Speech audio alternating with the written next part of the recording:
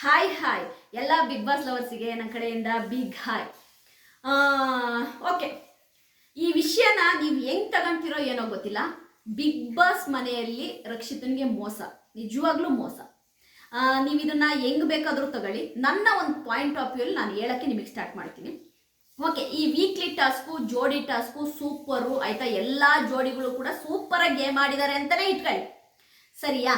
Okay, ಈಗ ಅಭಿಷೇಕಿಗೆ ಜೋಡಿಯಾದಂತಹ ಸ್ಪಂದನ ಏನಿದ್ದಾರೆ, ಸ್ಪಂದನಗೆ ಕಾಲ್ ಪ್ಯಾಕ್ಚರ್ ಆಗುತ್ತೆ. ಹಾಗಾಗಿ ನಮ್ಮ ಬಿಗ್ ಬಾಸ್ ಅವರು ಏನು ಐಡಿಯಾ ಮಾಡ್ತಾರೆ ಅಂತಂದ್ರೆ, ಸ್ಪಂದನ ಬದಲು ಚೈತ್ರ ಕುಂದಾಪುರ್ ಅವರು ಅಭಿಷೇಕ್ ಅವ್ರ ಜೊತೆ ಜೋಡಿಯಾಗಿ ಗೇಮ್ ಆಡ್ಬೋದು ಅಂತಾರೆ. ಓಕೆ ಫೈನ್, ನಾನು ಅದನ್ನ ಅಪ್ರಿಷಿಯೇಟ್ ಮಾಡ್ತೀನಿ. ಓಕೆ, ಬಿಗ್ ಬಾಸ್ ಅವರು ಒಳ್ಳೆ ನಿರ್ಧಾರ ತಗೊಂಡಿದ್ದಾರೆ ಅಂತ, ಸರಿನಾ?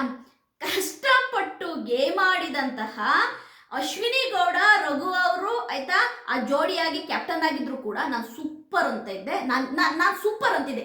ಛೇ, ರಘು ಅವರು ಮತ್ತು ಅಶ್ವಿನಿ ಗೌಡ ಏನ್ ಸೂಪರ್ ಆಗಿ ಗೇಮ್ ಆಡಿದ್ರು. ಓಕೆ, ಅವ್ರು ಕ್ಯಾಪ್ಟನ್ ಆಗಿದ್ರ, ಜೋಡಿಯಾಗಿ ಕ್ಯಾಪ್ಟನ್ ಆಗಿದ್ರೆ ಈ ವಾರ ಅಶ್ವಿನಿ ಗೌಡ, ರಘು ಅವರು ಸೂಪರ್ ಆಯ್ತಾ. ನಾನಂತೂ ತುಂಬಾ ಖುಷಿ ಪಡ್ತಾ ಇದ್ದೆ ಆಯ್ತಾ. ಓಕೆ, ನಮ್ಮ ಗಿಲ್ಲಿ ನಟ ಆಯ್ತಾ, ಗಿಲ್ಲಿ ನಟ ಕಾವ್ಯ ಕೂಡ ಅಷ್ಟೇ ಆಯ್ತಾ ಕಷ್ಟಪಟ್ಟಿದ್ದಾರೆ. ಗಿಲ್ಲಿ ನಟ ಕಾವ್ಯ ಕೂಡ ಅಷ್ಟೇ ಕಷ್ಟಪಟ್ಟಿದ್ದಾರೆ. ಅವ್ರು ಏನಾದರೂ ಕ್ಯಾಪ್ಟನ್ ಆಗಿದ್ದಿದ್ರೆ ಖಂಡಿತವಾಗ್ಲೂ ಓಕೆ ಅಪ್ಪ, ನಮ್ ಗಿಲ್ಲಿ ನಟ ಆಯ್ತಾ ಕ್ಯಾಪ್ಟನ್ ಆದ, ಸೂಪರ್ ಅಂತ ಇದ್ದೆ ಆಯ್ತಾ. ಆ ಜೋಡಿ ಗಿಲ್ಲಿ ನಟ ಕಾವ್ಯ ಜೋಡಿ ಕ್ಯಾಪ್ಟನ್ ಆಯ್ತು, ಸೂಪರ್ ಅಂತಿದ್ದೆ. ಅದೇ ರೀತಿ ರಾಶಿಕಾ ಮತ್ತು ಸೂರಜ್ ಅವರು ಕೂಡ ಕಷ್ಟಪಟ್ಟಿದ್ದಾರೆ. ಅವರು ಏನಾದರೂ ಕ್ಯಾಪ್ಟನ್ ಆಗಿದ್ದಿದ್ರೆ ನಾನು ಸೂಪರ್ ಅಂತಿದ್ದೆ, ಸರಿಯಾ? ಓಕೆ, ಬಿಗ್ ಬಾಸ್ ಅವರು ಆಯ್ತಾ ಕಾಲು ನೋವು ಅಂತೇಳಿ ಗೇಮೇ ಆಡ್ದಂತಹ ಸ್ಪಂದನನ್ನ ಕ್ಯಾಪ್ಟನ್ ಮಾಡಕ್ ಒಂದು ಡ್ರಾಮಾನ ಕ್ರಿಯೇಟ್ ಮಾಡಿದ್ರಲ್ವಾ. ಅಯ್ಯೋ ಗುರುವೆ, ನನಗೆ ಅದನ್ನ ನೆನ್ಸ್ಕೊಂಡ್ಬಿಟ್ರೆ ನನ್ಗೆ ಏನು ಅಂತಾನೆ ಅರ್ಥ ಆಗ್ತಾ ಇಲ್ಲ. ಅದು ಏನ್ ಗೊತ್ತಾ, ಸೂಪರ್ ಗುರು. ಈ ಬಿಗ್ ಬಾಸ್ ಇದಾರಲ್ಲ, ನೆಕ್ಸ್ಟ್ ಲೆವೆಲ್ ಇವರು. ನೆಕ್ಸ್ಟ್ ಲೆವೆಲ್ ಅಂದ್ರೆ ನೆಕ್ಸ್ಟ್ ಲೆವೆಲ್. ಯಾರನ್ನ ಕ್ಯಾಪ್ಟನ್ ಮಾಡಬೇಕು ಅಂತ ಬಿಗ್ ಬಾಸ್ ನಿರ್ಧಾರ ಮಾಡುತ್ತೆ, ಬಿಗ್ ಬಾಸ್ ಟೀಮ್ ನಿರ್ಧಾರ ಮಾಡುತ್ತೆ, ಅದಕ್ಕೆ ತಕ್ಕಂತೆ ಗೇಮ್ ಕೊಡ್ತಾರೆ. ಅದು ಬಿಗ್ ಬಾಸ್ ಏನ್ ಗೊತ್ತಾ, ಯಾರನ್ನ ಕ್ಯಾಪ್ಟನ್ ಮಾಡಬೇಕು ಅನ್ನುತ್ತೆ, ಅದಕ್ಕೆ ತಕ್ಕಂತ ಗೇಮ್ ಅನ್ನ ಬಿಗ್ ಬಾಸ್ ಕೊಡ್ತಾರೆ. ನಾನು ಇದನ್ನ ಪ್ರೂಫ್ ಇಲ್ಲದೆ ಹೇಳ್ತಾ ಇಲ್ಲ, ಪ್ರೂಫ್ ಸಮೇತ ಹೇಳ್ತಾ ಇದ್ದೀನಿ. ರಘು ಅವರಿಗೆ ಕ್ಯಾಪ್ಟನ್ ಮಾಡಬೇಕು ಅನ್ಕೊಂಡ ಬಿಗ್ ಬಾಸ್ ರಘು ಅವ್ರಿಗೆ ತಕ್ಕಂತದ್ನೇ ಗೇಮ್ ಕೊಟ್ರು. ರಘು ಅವ್ರು ಎಷ್ಟು ಬಲಿಷ್ಠವಾಗಿದ್ದಾರೆ ಅನ್ನೋದು ನಿಮಗೆ ಗೊತ್ತು. ಅವ್ರ ಎದುರುಗಡೆ ಯಾರೇ ಇದು ಬಿಗ್ ಬಾಸ್ ಅಲ್ಲಿ ಆಯ್ತಾ ಒಂದು ಕ್ಯಾಪ್ಟನ್ಸಿ ಕಂಟೆಂಡರ್ ಆದ್ರು ಅಂದ್ರೆ ರಘು ಅವ್ರ ಜೊತೆಗೆ ಯಾರ ಕೈಲಾದ್ರೂ ರಘು ಅವ್ರ ಜೊತೆ ಒಂದು ವಿನ್ ಮಾಡಕ್ಕಾಗುತ್ತಾ? ಒಂದು ಫಿಸಿಕಲ್ ಟಾಸ್ಕ್ ಅಲ್ಲಿ ರಘು ಅವ್ರನ್ನ ವಿನ್ ಮಾಡಕ್ಕಾಗುತ್ತಾ? ಆದ್ರೂ ಕೂಡ ಕೊಟ್ರು. ಯಾಕೆ? ಬಿಗ್ ಬಾಸ್ಗೆ ರಘು ಅವ್ರನ್ನ ವಿನ್ ಮಾಡಬೇಕು ಅಂತಿತ್ತು, ಅಂದ್ರೆ ರಘು ಅವ್ರನ್ನ ಕ್ಯಾಪ್ಟನ್ ಮಾಡಬೇಕು ಅಂತಿತ್ತು. ಇದೇ ತರ ಆಯ್ತಾ ಹೋದ ಸರಿ ಧನುಷ್ ಗೌಡ ಮತ್ತು ನಮ್ಮ ತ್ರಿವಿಕ್ರಮ್ ಅವ್ರನ್ನ ಜೋಡಿಯಾಗಿ ಗೇಮ್ ಆಡಿಸಿ ಧನುಷ್ ಗೌಡನ್ನ ಕ್ಯಾಪ್ಟನ್ ಮಾಡಿದ್ರು. ಯಾಕೆ? ಎಲ್ಲರಿಗೂ ಗೊತ್ತಿರೋ ವಿಷಯನೇ ಆಯ್ತಾ. ಗೇಮು ಅಂತ ಬಂದ್ರೆ ನಮ್ಮ ತ್ರಿವಿಕ್ರಮ್ ಅವರು ಬಡದ್ ಬಾಯಿಗೆ ಹಾಕೊಂತಾರೆ. ಯಾವುದೇ ಗೇಮ್ ಕೊಡ್ಲಿ, ಗೇಮು ಅಂತ ಬಂದ್ರೆ ಆಯ್ತಾ ತ್ರಿವಿಕ್ರಮ ಸೋಲೋ ಮಾತೇ ಇಲ್ಲ. ಒಟ್ಟಾರೆಯಾಗಿ ಧನುಷ್ ಗೌಡನ್ ಕ್ಯಾಪ್ಟನ್ ಮಾಡ್ಬೇಕಿತ್ತು. ಹಾಗಾಗಿ ಆಯ್ತಾ ತ್ರಿವಿಕ್ರಮ್ ಅವ್ರ ಜೊತೆ ಗೇಮ್ ಆಡಿಸಿ ಧನುಷ್ ಗೌಡನ್ ಕ್ಯಾಪ್ಟನ್ ಮಾಡಿದ್ರು. ನಾನು ಪ್ರೂಫ್ ಇಲ್ಲದೆ ಹೇಳ್ತಾ ಇಲ್ಲ, ಇದೆಲ್ಲ ಪ್ರೂಫು, ಸರಿಯಾ? ಅದೇ ಅಶ್ವಿನಿ ಗೌಡ ಟೀಮಲ್ಲಿ ಅಭಿಷೇಕ್ ಒಂದು ಆಟ ಆಡಿದಾಗ, ಗೇಮ್ ಆಡಿದಾಗ ಎಲ್ಲರಿಗೂ ಗೊತ್ತಿತ್ತು ಅಭಿಷೇಕ್ ಅಶ್ವಿನಿ ಗೌಡಗೆ ಎಷ್ಟು ಬಕೆಟ್ ಹಿಡಿತಾನೆ. ಕೊನೆಗೆ ಅಭಿಷೇಕನ್ನ ಅಶ್ವಿನಿ ಗೌಡರೇ ಸೆಲೆಕ್ಟ್ ಮಾಡ್ತಾರೆ ಕ್ಯಾಪ್ಟನ್ಸಿಗೆ ಅಂತ ಎಲ್ಲರಿಗೂ ಗೊತ್ತಿರೋ ವಿಷಯನೇ. ಅಂದ್ರೆ ಇಲ್ಲಿ ನಾನು ಏನ್ ಹೇಳಕ್ ಬರ್ತಿದ್ದೀನಿ ಅಂತಂದ್ರೆ, moral of the story, big boss ಈ ವಾರ ನಡೆದಂತಹ ಏನ್ ಕ್ಯಾಪ್ಟನ್ಸಿ ಟಾಸ್ಕ್ ಆಗಿರ್ಬೋದು, ಈ ವೀಕ್ಲಿ ಟಾಸ್ಕ್ ಅಲ್ಲಿ ತುಂಬಾ ಚೆನ್ನಾಗಿ ಗೇಮ್ ಆಡಿದಂತಹ ನಮ್ಮ ರಕ್ಷಿತಾ ಮತ್ತು ಮಾಳು ಅವರು ಕೊನೆ ಗೇಮ್ ತನಕನೂ ಆಡಿದ್ರು. ಕೊನೆ ಗೇಮ್ ತನಕನೂ ಎಲ್ಲೂ ಕೂಡ ಬಿಟ್ಕೊಡದೆ ತುಂಬಾ ಹಾನೆಸ್ಟ್ ಆಗಿ ತುಂಬಾ ಸೂಪರ್ ಡೂಪರ್ ಆಗಿ ಗೇಮ್ ಆಡಿದ್ರು.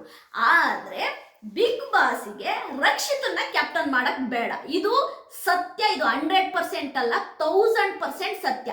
ಬಿಗ್ ಬಾಸ್ಗೆ ರಕ್ಷಿತನ್ನ ಕ್ಯಾಪ್ಟನ್ ಮಾಡಕ್ಕೆ ಬೇಡ. ರಕ್ಷಿತ ಕ್ಯಾಪ್ಟನ್ ಆಗೋದು ಬಿಗ್ ಬಾಸ್ಗೆ ಇಷ್ಟ ಇಲ್ಲ. ಹಾಗಾಗಿ ಬಿಗ್ ಬಾಸ್ ಏನ್ ಮಾಡಿದ್ರು, ನಾನು ನೋಡಿ ಲಾಜಿಕ್ ಇಲ್ಲದೆ ಮಾತಾಡಲ್ಲ ಆಯ್ತಾ. ನಿಮಗೆ ನೇರ ಒಂದು ಪ್ರಶ್ನೆ ಕೇಳ್ತಿದ್ದೀನಿ ಆಯ್ತಾ. ಕನ್ನಡ ಗೊತ್ತಿಲ್ಲದ ಹುಡುಗಿ ಒಗಟನ್ನು ಬಿಡಿಸಲು ಸಾಧ್ಯವೇ?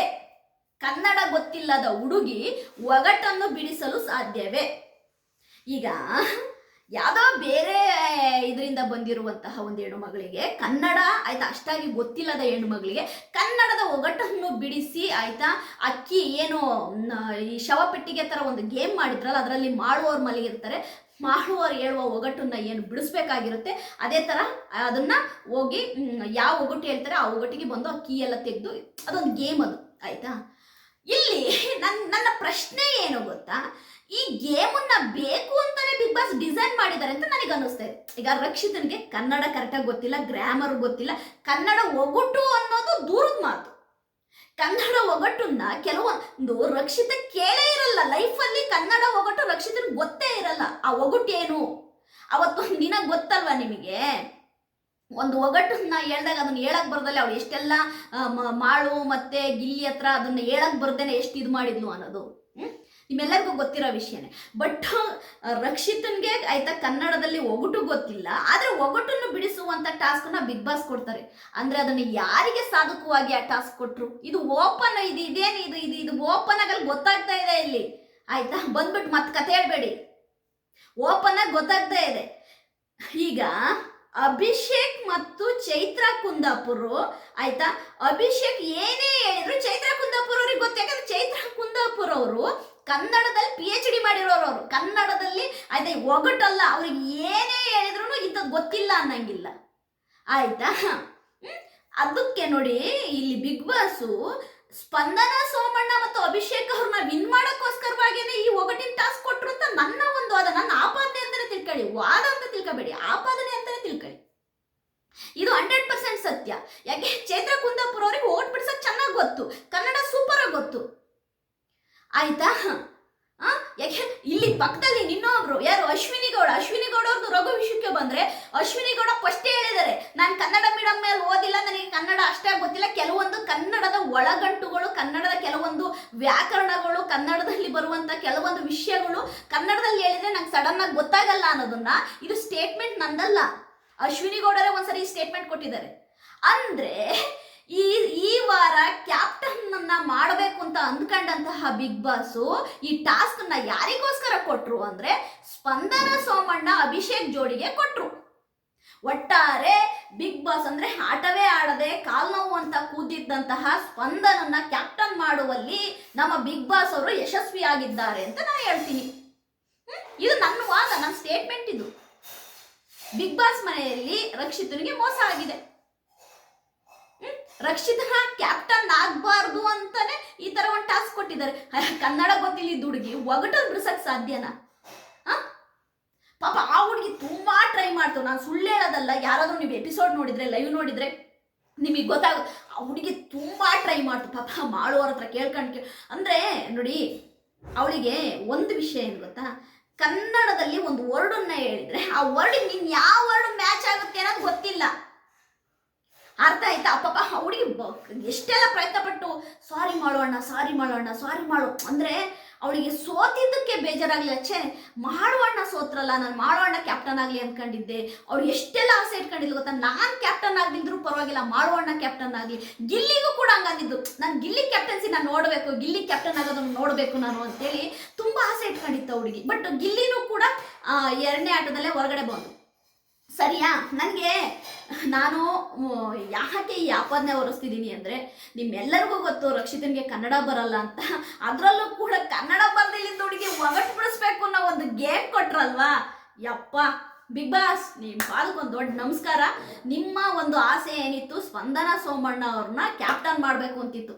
ಒಟ್ಟಾರೆ ತಿಳ್ಕೊಂಬಿಡಿ ಪ್ರೇಕ್ಷಕರೇ, ಸ್ಪಂದನ ಸೋಮಣ್ಣನ ಬಿಗ್ ಬಾಸ್ ಅವರು ಕಳಿಸಲ್ಲ. ಹಿಂಗೆ ಮುಂದಕ್ಕೆ ತಳ್ಕೊಂಡು ಗೇಮ್ ಆಡ್ದಂಗಿರ್ಲಿ, ಇದೇ ತರ ಸ್ಪಂದನ ಸೋಮಣ್ಣನ ಮುಂದಕ್ಕೆ ತಳ್ಕೊಂಡು ಹೋಗ್ತಾ ಇರ್ತಾರೆ ಬಿಗ್ ಬಾಸ್. ಸರಿಯಾ? ಒಂದು ಆನೆಸ್ಟ್ ಆಗಿ ನಿಮಗೆ ಹೇಳ್ತಾ ಇದ್ದೀನಿ, ಇದು ನನ್ನ ಚಾಲೆಂಜ್ ಅಂತ ತಿಳ್ಕೊಳ್ಳಿ.